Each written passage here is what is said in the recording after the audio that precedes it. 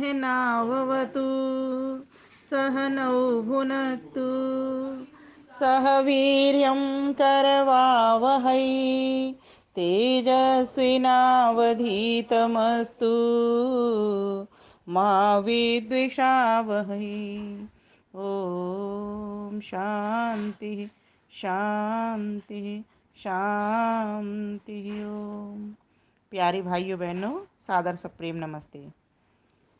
तो हम सत्यात प्रकाश के तृतीय समुल्लास का पाठ कर रहे हैं, भाग 20 पर पहुंच गए हैं। आज पिछली बार हमने जाना था कि कौन से वे कर्म हैं जो हमको नहीं छोड़ने हैं। न तो विद्यार्थी को छोड़ने, न अध्यापकों को छोड़ने, न गृहस्थियों को छोड़ने। तो जाना था वेद आदि शास्त्रों का पढ़ना पढ़ाना नहीं छोड़ना, संध्या उपासना आदि नहीं छोड़नी, पंच महायज्ञों का पालन नहीं करना छोड़ना। इस प्रकार से हम ये, क्योंकि ये नित्य प्रति के कर्म हैं, ये नित्य कर्म हैं, ये नैतिक कर्म है, इसलिए इनको नित्य करना है। किसी भी हालत में इन कर्मों को नहीं छोड़ना।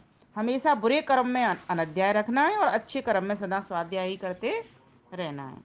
तो आज हम जानेंगे, और हमने यह भी जाना था कि सदैव नम्र और सुशील विद्वान बनने के लिए हमें क्या करना चाहिए। तो कहा कि अगर हम चाहते हैं कि हम सदैव नम्र सुशील विद्वान बने रहें, वृद्धों की सेवा करते रहें, तो हमें उनके समीप होना चाहिए और अपनी आयु विद्या यश और बल को बढ़ाना चाहिए।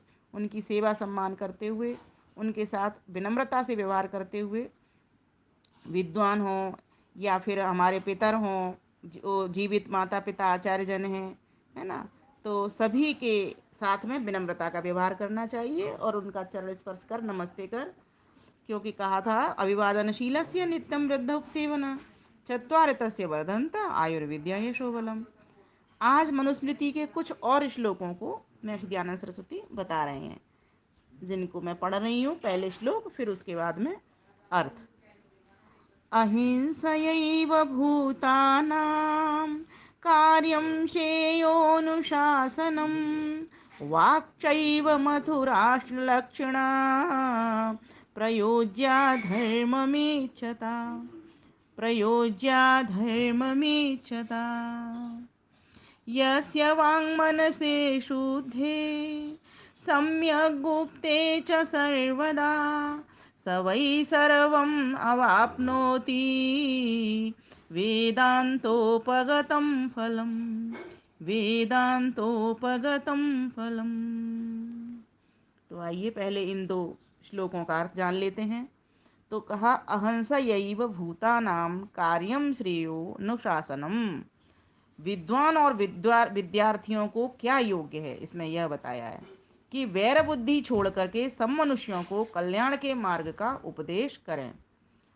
तो कहा यहाँ पर अहिंसा का अर्थ महर्षि दयानंद सरस्वती कह रहे हैं वैर बुद्धि को छोड़ना, क्योंकि योग दर्शन ने भी कहा है, महर्षि पतंजलि उसमें लिखते हैं अहिंसा प्रतिष्ठायाम तत्सन्निधौ वैर त्याग। जो व्यक्ति अहिंसा में रहता है, अर्थात न्यायुक्त कर्म करता है, न्यायुक्त व्यवहार करता है, उसका सभी प्राणियों से वैरभाव छूट जाता है और वास्तव में करता ही वही व्यक्ति न्याय है जो कि सबके साथ में एक जैसा, अर्थात प्रेम पूर्वक व्यवहार करता है। वही व्यक्ति द्वेष नहीं कर सकता। तो न्यायकारी व्यक्ति, जैसे भगवान जैसा जो कर्म करता है उसका वैसा फल देता है, उसी प्रकार से व्यक्ति भी ये ना देखे कि ये मेरा व्यक्ति है तो मैं इसको छोड़ दूं और दूसरा व्यक्ति अगर गलत काम कर रहा है तो उसको पकड़वा दूं, तो ये अन्याय है। तो यहाँ पर महर्षि दयानंद सरस्वती जो परिभाषा कर रहे हैं कितनी सुंदर कर रहे हैं कि वैर बुद्धि को छोड़ के सब मनुष्यों को कल्याण के मार्ग का उपदेश करें। और फिर कहा वाक्चैव मथुराश्लक्षणा प्रयोज्या धर्मम इच्छता। धर्म की इच्छा है, सत्य का ही उपदेश करे, सत्य में ही चले। जो व्यक्ति धर्म की उन्नति चाहता है वो कैसा बने, फिर वो सदैव मधुर बने, अर्थात जो उपदेष्टा हैं वे सदैव मधुर वाणी बोलें और सुशीलता युक्त वाणी बोलें। तो इस प्रकार से विद्वान और विद्यार्थियों के लिए ये नियम बता दिया कि दोनों को ही वैर बुद्धि को छोड़ देना है, तभी जाकर के तुम कल्याण कर सकते हो किसी का। और जो उपदेश हों वे भी मधुर हों, इसीलिए तो इनको प्रवचन बोला जाता है, प्रिय वचन। और बोली में सुशीलता युक्त वाणी, अर्थात बोली व्यवहार कैसा हो, विनम्रता वाला हो, शीलता लिए हो, ठंडापन हो उसमें। और फिर कहा कि धर्ममिच्छता, जो धर्म की उन्नति चाहें वे सदा सत्य में चलें और सत्य का ही उपदेश किया करें। दूसरा श्लोक हमने पढ़ा था, यस्य वांग मनसे शुद्धे सम्यक गुप्ते च सर्वदा। जिस मनुष्य के वाणी, वांग मनसे, वाणी और मन शुद्ध तथा सुरक्षित रहते हैं, वही सब स वही सर्वम आपनोति वेदांतोपगतम फलम, वही सब वेदांत और सब वेदों के सिद्धांत रूप फल को प्राप्त होता है। तो ये समझने की बात है। तो हम सभी को क्या प्रयास करना चाहिए, श्लोक से क्या समझ, क्या शिक्षा मिल रही है कि हमको अपनी वाणी को और मन को दोनों को पवित्र करना चाहिए। वाणी पवित्र कैसे होती है? हितकर बोलने से, सत्य बोलने से, प्रिय बोलने से। हमेशा किसी के हित की बात ही कहनी, अहित की बात कभी भी नहीं कहनी। झूठ कभी नहीं बोलना, हमेशा वाणी से सत्य बोलना, क्योंकि सत्य को तप कहा गया है। सांच बराबर तप नहीं, झूठ बराबर पाप, है ना। तो हमको और कैसी वाणी बोलनी है? सत्यम ब्रूयात, प्रियम ब्रूयात, कभी भी असत्य और अप्रिय नहीं बोलना। जैसे काने को काना मत कहे, काना जाएगा रूठ। कभी भी ऐसा सत्य भी नहीं बोलना जो कि अप्रिय हो। तो पहला ध्यान देना, सत्य बोलना, हितकर बोलना, प्रिय कर बोलना। कभी भी किसी से कठोर वाणी में बात नहीं करनी। अगर किसी में कोई गलती है तो उसको प्रेम पूर्वक समझाना है। तो जो व्यक्ति इस वाणी के नियम का पालन करता है, वाणी को शुद्ध बना के रखता है, वाणी से वेदाध्ययन करता है, वेदानुकूल ग्रंथों का पठन पाठन करता है, वाणी से व्यवहार वार्ता अच्छी करता है और अपने मन को भी शुद्ध रखता है। वो मन में भी किसी के प्रति कटुता, कलुषता, ईर्ष्या, द्वेष, वैर नहीं होना चाहिए।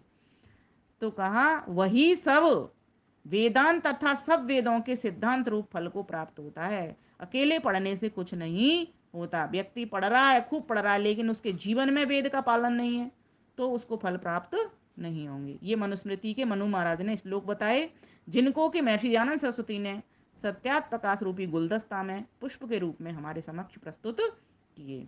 अब आते हैं हम तीसरे श्लोक पर। ये भी मनुस्मृति के दूसरे अध्याय का 162वां।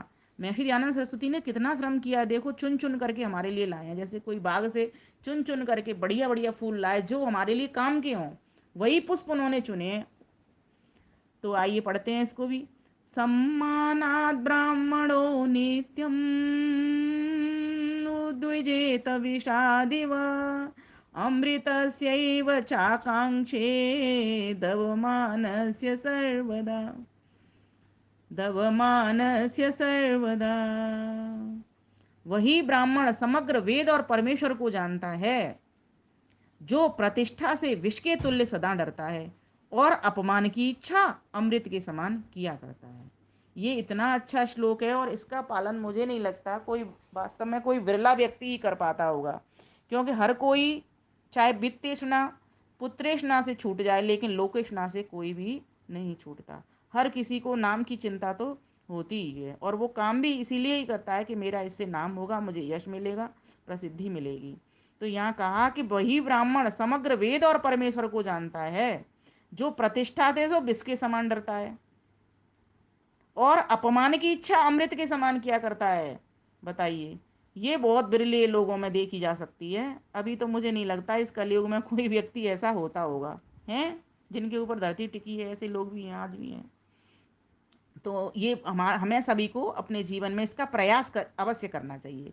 किसी ने हमारा सम्मान किया तो उसको धन्यवाद करें, और अगर किसी ने अपमान कर दिया तो उसकी चिंता भी हम अधिक ना किया करें। थोड़ी सी उस वक्त बुरा तो लगता है, कोई अपमान करता है, लेकिन जब व्यक्ति विवेकी हो जाता है, ये सोच लेता है कि ये तो अपनी बुद्धि के हिसाब से हमारा अपमान कर रहा है, तो फिर व्यक्ति विवेक विवेक के आधार पर फिर वो अपमान को नहीं मानता है। क्योंकि सभी की बुद्धि अलग अलग है, हर व्यक्ति अपने हिसाब से सोचता है, अपने हिसाब से क्रिया करता है। सभी जीवात्माएं स्वतंत्र हैं। तो इस प्रकार से हमको इसको समझ करके और प्रयास करना चाहिए कि इस लोकेशना से भी हम जितना हो सके बचें। फिर आगे का पढ़ते हैं। अनेन क्रमयोगेन संस्कृतात्मा द्विजः शनैः गुरौ वसन् संचिनूयात् ब्रह्माधिगमिकं तपः, ब्रह्मादिगमिकं तपः। ये भी मनुस्मृति के दूसरे अध्याय का 164वां श्लोक है। तो इसमें कहा गया है, इसी प्रकार से कृतोपनयन द्विज ब्रह्मचारी कुमार और ब्रह्मचारिणी कन्या धीरे धीरे वेदार्थ के ज्ञान रूप उत्तम तप को बढ़ाते चले जाएं। तो यहाँ पर ये बताया, जब ब्रह्मचर्य आश्रम का जो पालन करते हैं ना ब्रह्मचारी कुमार और कुमारिणियां, ब्रह्मचारिणी कन्याएं, कृतोपनयन शब्द का यहाँ पर प्रयोग हुआ है, कृत उपनयन, अर्थात जिनका उपनयन संस्कार हो चुका है, ऐसे द्विज ब्रह्मचारी कुमार और ब्रह्मचारिणी कन्या धीरे धीरे वेदार्थ के ज्ञान रूप उत्तम तप को बढ़ाते चले जाएं, अर्थात वेदों के अर्थ संबंध को जाने और जान करके उनको अपने जीवन में, उत्तम तप का अर्थ है उसको पुरुषार्थ में डालने का, अर्थात जीवन में उतारने का प्रयास करें।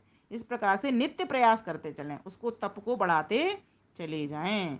क्योंकि वास्तव में द्वंद्व सहनम तप, अर्थात द्वंद्वों को सहन कर लेना ही तो तप है। गीता में भी कहा है, समः शत्रौ च मित्रे च तथा मानापमानयोः शीतोष्ण सुख दुःखेषु समः संग विवर्जित, समः संग विवर्जित। समः शत्रौ च मित्रे च तथा मानापमानयो, कोई तुमको तुम्हारा मित्र है या शत्रु है, या कोई तुम्हें तुम्हारा सम्मान कर रहा है या कोई तुम्हारा अपमान कर रहा है। सम शत्रु च मित्रे च तथा मानापमानयो शीतोष्ण, चाहे शीतकाल है चाहे गर्मी बहुत है, क्योंकि होता क्या है, व्यक्ति व्याकुल हो जाता है, परेशान हो उठता है जब ऐसा उसके साथ होता है, कोई अपमान करे या बहुत अधिक गर्मी पड़ रही हो या बहुत अधिक ठंडी हो रही हो, तो एकदम से परेशान हो उठता है। और इसका एक छोटा सा उदाहरण मैं देना चाहती हूँ कि जैसे हम कहीं रोड पर चल रहे होते हैं, किसी गाड़ी में बैठे होते हैं और जाम लग जाए, तो हम इतने परेशान उठते हैं कि, क्योंकि हमें समय की सभी के पास कमी तो रहती है आजकल, क्योंकि इच्छाएं इतनी अधिक कर ली और सामान भी बहुत अधिक है, आवश्यकताएं बहुत अधिक हैं, तो उस हिसाब से लगता है व्यक्ति को कब मैं इस रास्ते को पार कर जाऊं और सबसे पहले मैं ही पार कर जाऊं, ऐसी मन के भीतर पहले से ही ये इच्छा बना करके वो बैठा होता है। अगर वो इस विवेक को कर ले कि ऐसा भी हो सकता है, जब मैं रास्ता में जाऊंगा तो मेरे साथ ऐसा भी कोई घटना दुर्घटना भी घट सकती है और ऐसा भी हो सकता है, पहले से वो विवेक कर ले इस बात का, तो व्यक्ति फिर मस्ती के साथ में उस रोड पर आराम से बैठ करके भगवान का जप करेगा। और ऐसा हमारे साथ भी घटता है, आपके साथ भी घटता होगा। अब हमने ऐसा नियम बनाया हुआ है, दोनों पति पत्नी जब जा रहे होते हैं, अगर ऐसा मिलता है तो हम संध्या करना प्रारंभ कर देते हैं, या कोई और ऐसी कोई बात वार्ता करना शुरू कर देते हैं जिससे किसी का हित हो, ऐसे कामों की योजना बनाना प्रारंभ कर देते हैं, या कोई लेख लिखना प्रारंभ कर देते हैं जिससे किसी का भला हो। तो बताइए, इससे परेशानी से भी बच जाते हैं हम। तो ये अपमान मान सम्मान दुर्घटना घटना, आना जाना, ये सब कुछ चलेगा, इस संसार में चलेगा। जितने भी महान पुरुष हुए इन सभी को पार पा गए। भगवान राम के बारे में हम सभी जानते हैं, भगवान कृष्ण के बारे में हम सभी जानते हैं, और महर्षि दयानंद को देखो, कितनी बार लोगों ने उनके ऊपर गाल के पत्थर फेंके, जहर पिलाए, अंत में वो जहर से ही चले गए। इतना सब कुछ किया लेकिन फिर भी वो अपनी बात को कहने में विचलित नहीं होते थे, अपने काम को करते ही चलते थे, अनवरत करते चलते थे। तो हमको यही सीखना है कि किस प्रकार से हमें इन मान और अपमान से बचना है और लोकेशना को अपनी को कम करते चलना है। आगे का और देख लेते हैं। यो नधीत्य वेदम अन्यत्र कुरुते श्रमं स जीवन्नेव शूद्रत्वम् आशु गच्छति सान्वयः, आशु गच्छति सान्वयः। ये भी मनुस्मृति के दूसरे अध्याय का 168वां श्लोक है। इसमें कहा, यो नधीत्य द्विजो वेदम, जो वेद को ना पढ़ के अन्यत्र कुरुते श्रमम, अन्यत्र श्रम किया करता है, जबकि वेद तो ईश्वर की वाणी है, तो ईश्वर की समीपता ना करके, वेद पाठ ना करके अन्यत्र फालतू श्रम कर रहा है, जो कि मनुष्यकृत पुस्तक हैं उनमें ही श्रम किया करता है। अर्थात मनुष्यकृत भी ऐसी पुस्तक हैं जो सत्य नहीं है, वेद के आधारित नहीं है, उनमें ही श्रम किया करता है, वह अपने पुत्र पौत्र सहित शूद्र भाव को शीघ्र ही प्राप्त हो जाता है।